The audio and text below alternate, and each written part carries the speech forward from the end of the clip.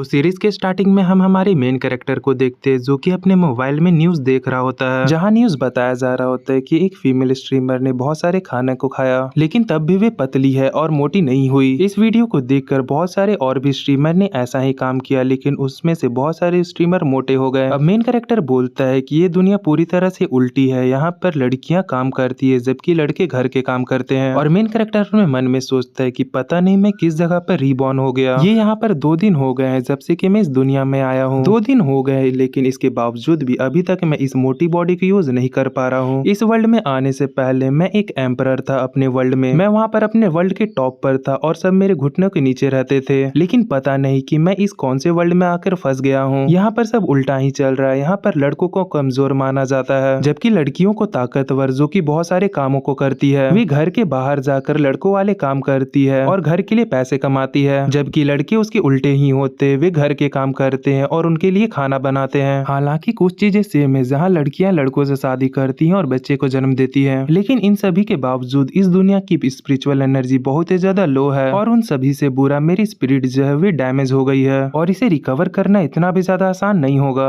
मेरी spirit damage इसलिए हुई क्योंकि यहाँ पर आने से पहले मैं डार्क एम्प्रेस से फाइट कर रहा था। हमारी बैटल इतनी ज्यादा खतरनाक थी कि हमने बहुत सारे वर्ल्ड को डिस्ट्रॉय कर दिया, लेकिन फाइट के एंड में हम दोनों की बॉडी डिस्ट्रॉय हो गई, जिसके बाद कि मैं इस मोटे से बॉडी में आ गया। सच में ये एक मिरेकल है कि मेरी जो स्पिरिट थी वे ट्रेवल कर पाई और इस मोटे की बॉडी में आ गई। जहाँ तक मुझे इसकी मेमोरी मिली है तो इसका नाम लीमो है, जो कि एक ऑर्डिनरी सा रिच बंदा है और अभी हाई स्कूल में है। मुझे ये नहीं पता, लेकिन हो सकता है कि डीमंस एम्प्रेस भी किसी की बॉडी में आ गई हो, पर मैं अभी कुछ भी नहीं कर सकता। सबसे पहले मुझे अपनी स्ट्रेंथ को रिकवर करना होगा। अब जब तक कि मेरी स्ट्रेंथ रिकवर नहीं हो जाती तब तक मुझे इसी आइडेंटिटी पे जीना होगा। लगता है कि मुझ जैसे एम्परर को भी अब स्कूल जाना होगा। अब ये रूम से बाहर आ जाता है और चारों तरफ देखते हुए कहता है कि इस बंदे की हालत उतनी भी ज्यादा बुरी नहीं है, ये घर उतना भी ज्यादा छोटा नहीं है। पर इस बात को मैं लकी बोलूं या अनलकी, पहले मैं जिस जगह पर रहता था ये घर वहाँ के फिश पॉन्ड से भी ज्यादा छोटा है। मेरा फिश पॉन्ड इस घर से ज्यादा बड़ा था। और ये लिनमो के पास्ट के बारे में बताता है कि इसके जो पेरेंट्स थे वे एक एक्सीडेंट में मारे गए, जिसके बाद इसकी ग्रैंडमा ने इसका ध्यान रखा, लेकिन अभी वे भी बीमार है। अब क्योंकि ये अकेला हो गया था, जिससे कि इसकी आंट आकर यहाँ पर रहने लगी। इसकी आंट इसका यहाँ पर ध्यान रखने के लिए आ गई, लेकिन वे बिल्कुल भी अच्छी नहीं है। वे आते ही यहाँ पर इसके सारे प्रॉपर्टी को अपने नाम पर कर ली जब तक कि इसे पता चला। और साथ ही में इस बॉडी का जो ओरिजिनल ओनर था वे बहुत ही ज्यादा कमजोर था, उसके पास किसी का भी सपोर्ट नहीं था, इसीलिए उसने चुपचाप इन सारे चेंजेस को एक्सेप्ट कर लिया। ये सब सोचते हुए ये डिनर टेबल के पास आ जाता है और ये अपने सामने देखता है जहाँ पर इसकी आंट की फैमिली खाना खा रही होती है। अब ये भी वहाँ पर जाता है। अब हमें इनके आंट की फैमिली के बारे में बताया जाता है कि उनके पति का नाम युंगजुन है और ये जो बंदा बत्तीसी दिखाकर खाना खा रहा है ये आंट का भाई है जिसका नाम लिनजुआन है। अब हम इसके आंट को देखते हैं जिसका नाम लिनली होता है। ये बोलती है, लिनबो तुम एकदम सही वक्त पर आए हो। मैंने तुम्हारे स्कूल के बारे में सुना है कि ही यानवी ने तुम्हें डंप कर दिया क्योंकि तुम बहुत ही ज्यादा मोटे हो और उसने तुम्हारा मजाक भी उड़ाया, लेकिन वे सही है। अब मैं यान हुई के बारे में बता दूं, वे इसकी पियोन्सी है और इन दोनों की शादी बचपन में ही तय कर दी गई थी। अब लिनमो बताता है कि जो इसकी ग्रैंड मदर थी उसने ही इन दोनों की शादी तय की थी और जिस लड़की के साथ इसकी शादी तय की गई थी उसका नाम ही यानी हुई था। लेकिन उस लड़की ने जैसे ही इस लड़के को पहले बार देखा था तो वे लड़की से देखते ही डर गई थी और उसने इस बॉडी के ओरिजिनल ओनर का मजाक भी उड़ाया और कहा कि वे इस जैसे मोटे आदमी से शादी कैसे कर सकती है। उसकी ऐसी कड़वी बातें सुनने के बाद इस बॉडी का जो ओरिजिनल ओनर था वे बहुत ही ज्यादा सदमे में चला गया था। उसका दिल पूरी तरह से टूट गया था और वे जब सड़क पार कर रहा था तो उसका ध्यान नहीं था और उसे एक ट्रक ने उड़ा दिया और जिसकी वजह से ये मारा गया। और जैसे ही इस बंदे का एक्सीडेंट हुआ इस बंदे की आंट ने इन दोनों की शादी को टर्मिनेट करवा दिया। उसने इन दोनों की शादी को तोड़ दिया। ये अपने मन में बोलता है कि ठीक हुआ कि ये मैरिज खत्म हो गई, क्योंकि मुझ जैसा बंदा जो कि एक वर्ल्ड का एम्परर है वे ऐसे ही कैसे किसी भी लड़की से शादी कर सकता है। तभी जो इसकी आंट होती हुए बोलती कि लिनमो क्या तुम्हें कुछ सुनाई भी दे रहा है, मैं कितनी देर से तुम्हें यहाँ पर बोल रही हूँ। लिनमो इसकी बातें सुनकर बहुत ही ज्यादा गुस्से में आ जाता है और बोलता है कि उस लड़की से आखिर किसे ही फर्क पड़ता है, आइंदा उस लड़की का मेरे सामने नाम मत लेना। ये बात सुनकर इसकी जो आंट होती है बहुत ही ज्यादा शॉक्ड हो जाती है और हम देखते हैं कि लिनमो के अंदर से बहुत ही खतरनाक ऑरा निकल रहा होता है। अब लिनमो भी जाकर खाने के टेबल पर बैठ जाता है और ये इस खाने को देखकर कहता है, मुझे इस खाने को देखकर खाने की इच्छा नहीं हो रही है क्योंकि जब से मैं इस दुनिया में आया हूँ मैं डाइट पर हूँ, लेकिन मैं इस बॉडी को भूखा भी तो नहीं ना मार सकता, तो इसीलिए मुझे खाना खाना ही पड़ेगा। और ये खाना स्टार्ट कर देता है और ये खाना खाने के बाद बोलता है कि सच में ये उतना भी ज्यादा बुरा नहीं है। तभी इसका कजन कहता है कि लिन अगर मैं तुम्हारी जगह होता तो इतनी बेइज्जती के बाद अब्रॉड में जाकर पढ़ता। तुम्हें इतनी बड़ी रिजेक्शन मिली है लेकिन उसके बाद भी तुम यहीं पर जाकर पढ़ना चाहते हो। सच में मैंने तुम जैसा बेशरम बंदा आज तक नहीं देखा। लिन अपने मन में सोचता है कि सच में चीटी चीटी ही रहती है। आखिर मुझ जैसा एक एम्परर इस जैसे चीटी से क्यों ही बात करे। मैं अपने वर्ल्ड में 10,000 साल तक एक एम्परर रहा था, पर शायद मुझे अभी बात करना पड़ेगा ताकि मैं इस बॉडी से अलग ना चला जाऊं। मुझे इस बॉडी के रोल को निभाना पड़ेगा। तभी ये बोलता है कि नहीं, मैं कहीं नहीं जाने वाला, अभी की स्कूल लाइफ से मैं खुश हूँ। इसका कजन कहता है कि इससे कोई फर्क नहीं पड़ता है कि तुम कहाँ पढ़ते हो जब तक कि तुम्हारे अच्छे मार्क्स आते हैं। लिनमो अपने मन में सोचता है कि मुझे तुमसे बात करके अपनी टाइम को वेस्ट करने की कोई जरूरत नहीं है। अब हम लोग 1 घंटे बाद देखते हैं जहाँ एक लग्जरियस सी कार आके रुकती है। तभी ड्राइवर कहता है कि यंग मास्टर, हम स्कूल आ चुके हैं तो अब आप दोनों जा सकते हैं। तभी लिनमो का जो कजन होता है वे कहता है कि लिनमो तुम मेरे साथ कार से बाहर मत निकलना। इस बात को सुनने के बाद लिनमो इसे घूरने लगता है। इसे ऐसा घूरता देखकर इसके कजन की फट जाती है। ये पूरा डरने लगता है, जिसके बाद ये यहाँ से चुपचाप गुस्सा होते हुए चला जाता है। अब इसके बाद लिनमो भी कार से बाहर निकलता है और वे खड़ा होकर स्कूल को देखता है। ये स्कूल को देखते हुए कहता है कि सच में इस वर्ल्ड का आर्किटेक्चर काफी ज्यादा अच्छा है, पर वही जो इस वर्ल्ड के लड़के लोग हैं वे बहुत ही ज्यादा वीक हैं और बिल्कुल एक लड़कियों की तरह रहते हैं। सच में इस वर्ल्ड के जो लड़के हैं वे बहुत ही ज्यादा अजीब है, जबकि जो लड़कियां हैं वे कुछ ठीक है। लिनमो यहाँ से जा ही रहा होता है कि तभी 2 लड़कियां बोलती है कि उस लड़की के पैर तो देखो, उसके पैर तो बहुत ही ज्यादा अच्छे हैं। इस बात को सुनने के बाद लिनमो का तो होश ही उड़ जाता है और बोलता है कि आखिरकार ये क्या बातें कर रही हैं। तभी यहाँ पर दूसरी लड़की आती है और कहती है कि उसे इस तरह से इतना ज्यादा मत घूरो। अब इन दोनों की बातें सुनकर लिनमो को बहुत ही ज्यादा अजीब लगता है और बोलता है कि कितना बकवास चीज हो रहा है मेरे सामने, मुझे यहाँ पर बहुत ही ज्यादा अजीब लग रहा है। सच में ये वर्ल्ड बहुत ही ज्यादा खतरनाक है। आखिरकार मैं अपनी लाइफ यहाँ पर कैसे गुजारूंगा। खैर छोड़ो, मुझे बस इस बात पे ध्यान देना चाहिए जो ड्यूमन किन है कहीं वे भी इस वर्ल्ड में तो नहीं ना आ गई है, और मुझे जल्द से जल्द अपने आप को पावरफुल बनाना पड़ेगा पहले के जैसा, इससे पहले कि उस ड्यूमन की उनकी पावर रिकवर हो जाए और वे मुझे ढूंढते हुए यहाँ पर आ जाए। अब लिनमो चलते हुए अपने क्लासरूम के बाहर आ जाता है। अब जैसे ही ये अपने क्लासरूम में जाता है सभी लोग चिल्लाते हुए कहते हैं कि देखो लिनमो यहाँ पर वापस आ चुका है। ये सभी इस पर हंसने लगते हैं और कहते कि यानी हुई देखो तुम्हारा बॉयफ्रेंड आ चुका है। अब हम लोग यानी हुई को देखते हैं जो कि सेंटर में बैठी हुई होती है और इसके बगल में इसकी दोस्त बैठी हुई है। तभी यानी हुई की एक दोस्त कहती है कि लिनमो क्या सच में तुमने यानी हुई को प्रपोज किया था। और हम यानी हुई को भी देखते हैं जो कि बैन को देखकर एक बहुत ही ज्यादा अजीब सा शक्ल बनाती है। इन सब को देखकर लिनमो अपने मन में सोचता है कि मुझे विश्वास नहीं हो रहा है कि मॉडल कितने ज्यादा बोरिंग हो सकते हैं। ये इन तीनों की बातों को इग्नोर कर कर अपने सीट की ओर बढ़ने लगता है। अब लिनमो का इस तरह का एटीट्यूड देखकर यानी हुई बहुत ही ज्यादा हैरान होती है। अब लिनमो अपनी सीट पर जाकर बैठ जाता है और ये सोचने लगता है कि आखिर ये किस तरह अपनी पावर को वापस पा सकता है। और ये अपने मन में बोलता है कि बिना किसी स्पिरिचुअल एनर्जी और नेचुरल ट्रेजर के इस बॉडी को रिफाइन करना बहुत ही ज्यादा हार्ड होगा। तभी इसके कंधे पर एक लड़की हाथ रखती है और कहती है कि तुम अभी भी मेरे बात पर विश्वास नहीं करोगे। मैंने तुम्हें पहले ही कह दिया था कि यानी हुई कभी भी तुम्हें पसंद नहीं करेगी। तुम्हें रियलिटी को समझना चाहिए और मुझे पता है कि तुम मेरी बातों पर विश्वास नहीं करोगे, लेकिन अगर तुम मेरी बातों को मानते हो और मेरी एडवाइस को सुनते हो तो तुम्हारा लाइफ फ्यूचर में अच्छा हो सकता है। तुम ऐसे सबसे ह्यूमिलेट होने से बच सकते हो। अब लिनमो इस लड़की के बारे में बताता है कि जहाँ तक मुझे मेमोरी मिली है सिर्फ ये लड़की ही ऐसी थी जो कि पूरे क्लास में इससे अच्छे से पेश आती थी और कभी कभी इसका साथ दे दिया करती थी। और इस लड़की का नाम युंगसू है। युंगसू कहती है कि तुम्हें समझना चाहिए कि क्लास 2 में तुम्हें कोई भी पसंद नहीं करता है, लेकिन जो लिनमो होता है ये इसकी बातों पर ध्यान नहीं दे रहा होता है। लिनमो को ऐसे शांत देखकर ये सोचती है कि कहीं इसने कुछ ज्यादा तो नहीं ना कह दिया। फिर अचानक से ये इसे बताने लगती है कि अभी भी तुम यानी हुई को पटा सकते हो, बस तुम्हें अपना वेट को कम करना पड़ेगा। अगर तुम अपने वेट को कम कर लेते हो और अच्छे अच्छे कपड़े पहनते हो तो शायद से चांस है कि यानी ही तुमसे पट जाए। तभी इन सभी बातों को सुनकर लिनमो परेशान हो जाता है और इसे शांत रहने को कहता है। ये इससे कहता है कि अगर कोई इंपॉर्टेंट बात नहीं है तो शांति से रहो, मेरे सामने बकवास मत करो, और मुझे पता है कि तुम्हें मुझसे कुछ चाहिए इसीलिए तुम ऐसे फालतू से बकवास कर रही हो। इस बात को सुनकर सॉन्ग सरप्राइज हो जाती है और बोलती है कि आखिरकार तुम्हें कैसे पता चला। लिनमो कहता है कि मुझे पता है कि तुम उस तरह की लड़की नहीं हो जो कि फालतू में किसी से बात करे। तभी सॉन्ग कहती है कि हाँ मुझे तुमसे एक फेवर चाहिए, लेकिन तभी लिनमो इसकी बातें सुने बिना ही मना कर देता है। तभी सॉन्ग कहते हैं कम से कम मेरी बातें तो सुन लो, मैं बस इतना चाहती हूँ कि तुम मेरे साथ एक गेम खेल लो, इसमें ज्यादा देर नहीं लगेगा। अगर तुम मेरे साथ एक गेम खेल लेते हो तो एक दिन मैं तुम्हें यहाँ के सबसे ब्यूटीफुल वुमन से इंट्रोड्यूस करवाऊंगी जो कि यानहुई से भी बहुत ही ज्यादा सुंदर है। और मैं तुम्हें एक बात बता दूं कि अगर तुम ऐसे ही अकेले रहोगे तो कभी भी तुम्हारा कोई फ्रेंड नहीं बनेगा और तुम इसी तरह अकेले रह जाओगे। और ये कहते हैं कि हम लोग जल्द ही टूर के लिए वूजी माउंटेन में जाने वाले हैं, इसीलिए मैं सोच रही हूँ कि क्यों ना तुम्हें भी वहाँ पर लेकर जाऊँ। तुम्हें नहीं पता है कि वे माउंटेन कितना ज्यादा बड़ा है और अच्छा है, वहाँ वहाँ पर एकदम ताज़ा हवा आती है। अगर तुम वहाँ पर नहीं जाओगे तो सच में तुम पछताओगे। अब लिनमो जैसे ही इस बात को सुनता है कि वे माउंटेन बहुत ही ज्यादा बड़ा है और ये हमें बताता है कि ऊंचे माउंटेन में ज्यादातर ये चांसेस होते हैं कि वहाँ की स्पिरिचुअल एनर्जी काफी ज्यादा डेंस हो। और जिस माउंटेन के बारे में ये बात कर रही है और जहाँ तक मुझे मेमोरी मिली है, वे जो बोजे माउंटेन है वे शायद आसपास के एरिया का सबसे बड़ा माउंटेन है। सच में अगर वे आसपास का सबसे बड़ा माउंटेन है तो ये मेरे लिए एक अच्छी अपॉर्चुनिटी हो सकती है कि मैं इस बॉडी का फैट कम कर सकूं और अपने ट्रेनिंग को कर सकूं। लिनमो कहता है ठीक है, मैं तुम्हारे साथ गेम खेलने के लिए तैयार हूँ और उस माउंटेन में भी जाने के लिए तैयार हूँ, पर मैं तुम्हें पहले ही बता दूं कि मैं गेम खेलने में बहुत ही ज्यादा बुरा हूँ। पर सॉन्ग इसी बात से खुश होती है कि लिनमो इसके साथ गेम खेलने के लिए आ रहा है। ये लिनमो को कहती है कि तुम्हें घबराने की कोई जरूरत नहीं है, हमारा मैच क्लास 3 के 3 इडियट के साथ है जो कि अपने आप को कुछ ज्यादा ही प्रो समझती है। अब इसके बाद सीन शिफ्ट होता है और हम स्कूल के बाद कंप्यूटर लैब को देखते हैं। यहाँ पर सॉन्ग बोल रही होती है कि आज मैंने जानबूझ के क्लब इवेंट को पोस्टपोन कर दिया, जिसकी वजह से आज यहाँ पर हमें डिस्टर्ब करने के लिए कोई नहीं आएगा। तो इसका मतलब है कि हम यहाँ पर बिना रुके आराम से गेम खेल सकते हैं। अब ये दोनों जाकर पीसी पर बैठ जाते हैं, जहाँ पर सॉन्ग बताने लगते हैं कि आखिर गेम में कैसे लॉगिन करना है। अब इसके बताए गए पासवर्ड ये सबको डालकर लिनमो गेम में लॉगिन कर लेता है। अब ये गेम में लॉगिन करके जैसे ही अपने प्रोफाइल को देखता है, ये यहाँ पर बहुत ही ज्यादा शॉक्ड हो जाता है क्योंकि इसका गेम में नाम मोमो बेबी करके होता है। तभी सॉन्ग भी यहाँ पर गेम को लॉगिन करके इसके पास आ जाती है। ये यहाँ पर आते ही बोलने लगती है कि लिनमो, मैंने किंग ऑफ द किंगडम को फोन किया है और वे हमारी मदद करने के लिए एक छोटा सा पोर्टल खोलेगी और हम उसी प्रो प्लेयर के पीछे पीछे फाइट करेंगे। कि तभी यहाँ पर मेन कैरेक्टर को किसी की आवाज आती है और हम देखते हैं कि यहाँ पर एक लड़की भागते हुए आ रही होती है। ये यहाँ पर आते ही बोलती है कि सच में तुम गेम के अंदर एक आदमी को लाने में सक्सेसफुल हो गई। वैसे लिटिल ब्रदर आखिरकार तुम कहाँ से हो? तो इस पर लिनमो कहता है कि मैं इसका क्लासमेट हूँ। अब इस बात को सुनकर ये यहाँ पर एक प्यारी से शक्ल बनाती है और बोलती है कि ओ तुम उसके क्लासमेट हो। कि तभी पीछे से सॉन्ग बोलती है कि मैंने ट्रायो मैच स्टार्ट कर दिया है। अब इस बात को सुनती ये तेजी से यहाँ से जाते हुए कहती है कि तुम दोनों यहीं पर रुको और देखो कि मैं कितनी जल्दी जाकर अपोजिट साइड को डिस्ट्रॉय कर आती हूँ। अब कुछ देर बाद सॉन्ग भी यहाँ से जाने लगती है। ये यहाँ से जाते हुए बोलती है कि तो ठीक है, मैं अभी उसे देखने के लिए जा रही हूँ। अब इसके यहाँ से जाते ही लिनमो अपने मन में सोचने लगता है कि हमारे वर्ल्ड में सिर्फ लेजेंड ही इमॉर्टलिटी को प्राप्त कर सकते हैं, पर जो मैं अभी गेम खेल रहा हूँ ये मेरे कल्टीवेशन वर्ल्ड से बहुत ही ज्यादा सिमिलर लग रहा है। इसका डिजाइन बहुत ही ज्यादा सिमिलर है। ये यहाँ पर अपने मन में सोच रहा होता है कि मुझे यहाँ पर बहुत ही ज्यादा चिंता हो रही है कि कहीं इस वर्ल्ड में भी इमॉर्टल लोग तो नहीं ना है। सच में मैं यहाँ पर लापरवाह नहीं हो सकता। ये सब सोच ही रहा होता है कि तभी इसके सामने गेम में एक नोटिफिकेशन आता है कि कैट स्लेयर को फ्लाइंग फेदर ने मार दिया है। ये यहाँ पर गेम में बैठा हुआ था कि तभी अपने साइड में देखता है जहाँ पर कैट स्लेयर दोबारा से जिंदा हो जाती है। मतलब जो गेम खेलते उन्हें पता ही है कि यहाँ पर रिस्पॉन्स हो गई है वापस से। अब ये यहाँ से दोबारा जाते हुए कहती है कि पिछली बार तो मुझसे गलती से मिस्टेक हो गई, लेकिन तुम यहीं पे रुको, मैं अभी तुरंत ही उससे बदला लेकर आती हूँ। अब कुछ देर बाद फिर से यहाँ पर एक नोटिफिकेशन आता है कि कैट स्लेयर दोबारा से मर गई है, जिसके बाद ये फिर से यहाँ पर रिस्पॉन हो जाती है। ये यहाँ पर गुस्से में कहती है कि मैं इस बार उसे नहीं छोड़ूंगी। तभी सॉन्ग यहाँ इससे कहती है कि अपोजिट साइड में जरूर कोई एक मास्टर होगा, चलो मैं यहाँ पर तुम्हारी मदद कर देती हूँ। लेकिन अगले ही पल गेम में ये नोटिफिकेशन आता है कि ये दोनों ही वहाँ पर जाकर मारे गए हैं। अब सॉन्ग यहाँ पर इससे बहुत ही ज्यादा गुस्सा हो जाती है और ये यहाँ पर चिल्लाते हुए कहते हैं कि सिस्टर, तुम तो किंग ऑफ द स्लेयर थी ना, तो आखिरकार तुम 2 बार ऐसे कैसे मर सकती हो? यहाँ तक कि मैं तुम्हारे जोश को बढ़ाने के लिए एक सुंदर आदमी को भी यहाँ पर लेकर आ गई थी, तो आखिरकार तुम यहाँ पर बार बार ऐसे कैसे हार सकती हो? ये बोलती है कि जरूर जो सामने फ्लाइंग फेदर वाली बंदी है वे टॉप 100 किंग में से एक होगी। तभी ये लिनमो को देखते हुए कहते हैं कि लिनमो, फ्लाइंग फेदर तुम्हारे जस्ट पीछे है, जल्दी से तुम उससे बचो। लिनमो इसे बोलता है कि तुम चिंता मत करो। अब ये यहाँ पर गेम में भागते हुए कहता है कि हजारों साल से जो मैंने फाइट की है उसकी फाइटिंग स्पिरिट अभी भी मेरे अंदर है, तो आखिरकार ऐसा ही कोई ऐरा गहरा बंदा मुझे गेम में कैसे मार सकता है? अब इसके बाद हमें मेन कैरेक्टर की अपोजिट टीम को दिखाया जाता है जो कि एक इंटरनेट कैफे में बैठकर गेम खेल रहे होते हैं। हम अंदर देखते हैं जहाँ एक लड़की हंसते हुए कहती है कि यू डैंग, तुम सच में बहुत ही ज्यादा अमेजिंग हो, तुम तो वाकई में टॉप 100 किंग में रहना डिजर्व करती हो। तभी इनमें से एक और कहती है कि देखो वे बंदा भाग रहा है, जल्दी से उसे पकड़ो। इस पर यू डैंग कहती है कि तुम लोग चिंता मत करो, वे मुझसे बचकर नहीं जा पाएगा। अब इसके बाद हम गेम को देखते हैं जहाँ मेन कैरेक्टर भाग रहा होता है, ये उसके पीछे पड़ी हुई होती है। ये यहाँ पर भागते हुए कहता है कि वो तुम अभी भी मेरा पीछा कर रही हो। तभी अचानक से रुक जाता और पीछे मुड़ते हुए अपने तलवार को कंट्रोल करने लगता है। ये यहाँ पर अपने तलवार को कंट्रोल करते हुए कहता है कि जब से मैं एम्परर बना हूँ ना ही मुझे कोई मार पाया है और ना ही किसी ने मेरा पीछा किया है। अब यू डैंग मेन कैरेक्टर को अपनी तरफ अटैक करता देखकर तुरंत ही झाड़ी में छुप जाती है। अब ये देखकर मेन कैरेक्टर अपने मन में बोलता है कि सच में ये कितनी ज्यादा फास्ट है। ये यहाँ पर बोलता है कि इस गेम में अटैक अटैक लगना बहुत ही ज्यादा हार्ड है। तभी ये यहाँ पर अपनी पावर का इस्तेमाल करने लगता है। तभी हम यूडैंग को देखते हैं जो कि झाड़ियों के पीछे छुपी हुई होती है। ये मेन कैरेक्टर को देखते हुए कहती है कि देखो तो इस बंदे को देख के ऐसा लगता है कि ये बहुत ही बड़ा नूबड़ा है। मैं यहाँ पर छुपी हुई हूँ लेकिन इस बंदे को यहाँ पर कोई भी आइडिया नहीं है। ये तुरंत ही मेन कैरेक्टर पे अटैक करते हुए बोलती है कि लगता है कि मुझे यहाँ पर एक और पॉइंट मिलने वाला है। पर तभी हम यहाँ पर मेन कैरेक्टर को देखते हैं जो कि इसे नोटिस कर लेता है और बोलता है कि अब इसकी इतना कहती है हम गेम में देखते हैं जहाँ इसका कैरेक्टर सीधे अपने तलवार से इस बंदी को खत्म कर देता है और सभी के सामने ये नोटिफिकेशन आता है कि flying feather girl momo baby के हाथों मारी गई है। अब इस नोटिफिकेशन को देखकर एक लड़की कहती है कि क्या युंगटैंग हार गई। ये बोलती है कि मोमो बेबी तो काफी ज्यादा स्किल लगता है जिसने कि हमारी युंगटैंग को हरा दिया है। और यहाँ पर युंगटैंग भी काफी ज्यादा हैरान होती है। अब दूसरी तरफ हमें सॉन्ग को दिखाया जाता है जो कि यहाँ पर बहुत ही ज्यादा खुश होती है। ये यहाँ पर खुश होते हुए बोलती है कि लिनमो मुझे पता नहीं था कि तुम इतने ज्यादा प्रो हो। कि तभी ये देखती है कि लिनमो यहाँ पर नहीं हिल रहा और ये बोलती है कि हे तुम ठीक तो हो ना। हम यहाँ पर लिनमो को देखते हैं जो कि यहाँ पर बहुत ही ज्यादा परेशान होता है और अपने मन में सोचता है कि मुझे नहीं लगा था कि मेरी थोड़ी सी एनर्जी इस्तेमाल करने की वजह से ये बॉडी इतनी ज्यादा घायल हो जाएगी। अब इसके बाद हमें फिर से युंगटैंग को दिखाया जाता है जहाँ पर ये एक पेड़ के ऊपर बैठी हुई होती है। इसकी सभी साथी यहाँ पर कह रही होती है कि युंगटैंग कुछ करो, कैट स्लेयर ने हम सभी को मार दिया है। लेकिन हम युंगटैंग को देखते हैं जो कि इन सभी बातों को इग्नोर कर रही होती है। ये यहाँ पर सिर्फ मेन कैरेक्टर को ढूंढ रही होती है कि आखिरकार वे कहाँ पर है। कि तभी इसे वे नीचे भागता हुआ दिख जाता है। ये उसे देखते ही बोलती है कि ओ तुम यहाँ से भागकर मुझसे बचना चाहते हो। ये भी यहाँ पर उसका पीछा करते हुए बोलती है कि नहीं, इस बार मैं तुम्हें यहाँ पर नहीं छोड़ूंगी। तभी लिनमो भी इसे अपने पीछे आता हुआ नोटिस कर लेता है और अपने मन में बोलता है कि क्या ये फिर से मेरा पीछा कर रही है। अभी ये भागते भागते यहाँ पर रुक जाता है और अपने तलवार से उस पर हमला कर देता है। अब युंगटैंग ये देखकर बोलती है कि हाँ, आखिरकार तुम्हें क्या लगता है कि तुम एक ही टेक्निक से मुझे दोबारा मार सकते हो। ये यहाँ पर उछलकर उस तलवार को डॉज करती है लेकिन तब भी ये तलवार जाकर इसके टांग में घुस जाती है। अब इससे ये यहाँ पर गिर जाती है और अपने मन में सोचती है कि क्या आखिरकार ये कैसे हुआ। ये सब सोच रही होती है कि तभी गेम ओवर हो जाता है और तभी इसकी साथी से कहती है कि युंगटैंग हम लोग तो यहाँ पर हार गए, सब कुछ ओवर हो गया। अब वे जो बंदरिया सॉन्ग हुए तो हम पर हंसेगी। ये सब कही रही होती है कि तभी युंगटैंग आकर इसे कॉलर से पकड़ लेती है और बोलती है कि आखिरकार वे न्यू प्लेयर कौन था, क्या तुम उसे जानती हो। ये बोलती है कि नहीं, मैं तो नहीं जानती पर शायद सॉन्ग जानती होगी, तुम रुको मैं अभी उसे कॉल करती हूँ। अब इस बात को सुनकर ये यहाँ पर बैठ जाती है और अपने मन में कहती है कि मुझे पता लगाना पड़ेगा कि आखिरकार ये मोमो बेबी कौन है। अब इसके बाद हम सॉन्ग को देखते हैं जो कि यहाँ पर इन लोगों से फोन पर बात कर रही होती है। ये यहाँ पर हंसते हुए बोल रही होती है कि आखिरकार तुम लोगों को हार कर कैसा लगा और क्या तुम हमारी पूरी टीम से मिलना चाहती हो। तुम लोग वहीं पे रुको, मैं अभी तुम लोग से मिलने के लिए आ रही हूँ। अब इसके बाद ही यहाँ पर मेन कैरेक्टर के पास आकर इसकी तारीफ करने लगती है। अब इसके मुंह से अपनी तारीफें सुनकर मेन कैरेक्टर को यहाँ पर हजम नहीं होता। तभी ये यहाँ से उठते हुए बोलता है तो ठीक है, अब मैं यहाँ से जाता हूँ। ये बोलती है कि क्या तुम इतनी जल्दी यहाँ से जा रहे हो। ये बोलता है कि हाँ। अब यहाँ से जाते हुए बोलता है कि तुम अपना वादा मत भूलना। जिस पर सॉन्ग बोलती है कि हाँ तुम चिंता मत करो, मैं नहीं भूलूंगी। अब इसके यहाँ से जाते ही ये फोन पर बात करने लगती है और बोलती है कि क्या सन बात के लिए चलोगी। ठीक है, स्कूल के बाद गेट पर मेरा इंतजार करना। अब इसके बाद सीन शिफ्ट होता है और हम मेन कैरेक्टर को देखते हैं जो कि टैक्सी से अपने घर पर आ गया होता है। जिसके बाद ये अपने रूम में जाकर अपने बैग को रखते हुए बेड पर लेट जाता है। ये लेटते ही बोलता है कि सच में ये बॉडी कितनी ज्यादा नाजुक है। अब इसके बाद तुरंत ही हमें अगले दिन का सीन दिखाया जाता है जहाँ पर मेन कैरेक्टर का कजन पीछे से चिल्लाते हुए कहता है कि लिनमो तुम्हें सुनाई नहीं दे रहा है, मैंने कहा तुम वहीं पर रुको। ये यहाँ पर इसके पास आते हुए कहता है कि आखिरकार तुम यानी हुई को बीटा कॉन्सेंट में क्यों बुला रहे हो, तुम्हें जबकि पता है कि तुम उसके लायक नहीं हो। पर मेन कैरेक्टर यहाँ पर इसकी बातें नहीं सुनता और सीधा इसे इग्नोर कर आगे बढ़ जाता है जिससे कि ये जो बंदा होता है वे बहुत ही ज्यादा चिढ़ जाता है। अब ये जैसे ही क्लास में पहुंचता है हम क्लास में सॉन्ग को देखते हैं जो कि इसे देखते हुए कहती है लिनमो तुम आ गए। ये यहाँ पर शर्माते हुए बोलती है कि क्या तुम्हें पता है कि कल गेम में जिसे तुम फाइट कर रहे थे वे जय युंगटैंग थी जो कि हमारे ही स्कूल से है।